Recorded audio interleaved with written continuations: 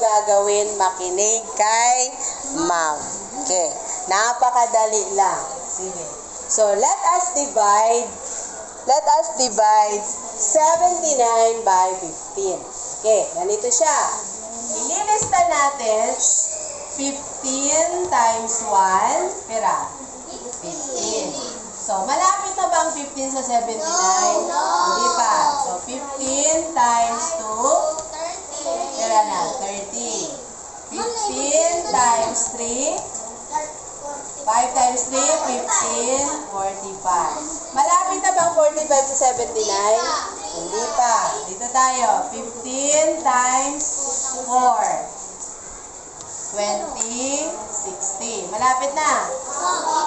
15 times 5. 25, 75. Malapit na. Yes. Try pa rin natin yung 6. 15 times 6, 30 is already 90. So, 90 is already more than 79. So, ano ang gagamitin natin? Times 5. Ibig sabihin, we can get 5 groups of 15 from 79. So, itong 5, ang isusulat natin as quotient. Saan natin susulat? Sa taas ng 9. Okay? Naintindihan? Okay, ngayon, di ba, after dividing, we have to multiply. So, 5 times 15, nandito na. So, titingin na lang ulit kayo dito. Hindi na kayo magta-times pa ulit ng 5 times 15. Balik kayo dito, yung product dito, isusulat mo dito. Nakuha? So, after multiplying, we're going to subtract.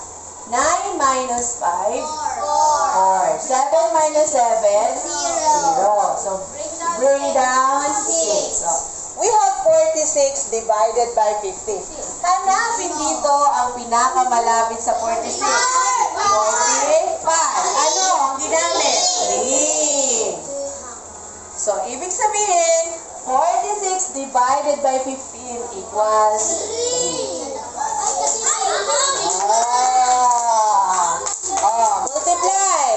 Multiply. 5 times 15, 45. Isusulat mo na lang siya dito. Subtract. 1, 0. Bring down 8. Hanapin naman dito.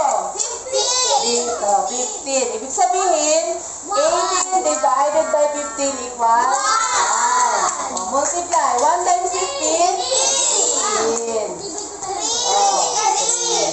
Remainder 3. Diba? Ang dali lang. Ganyan lang. Yes. Naintindihan na po? So, i-follow nyo lang ito na lista kasi nandito na yung sagot. Hindi na kayo uulit-ulit pa mag-multiply. Diba? So, the answer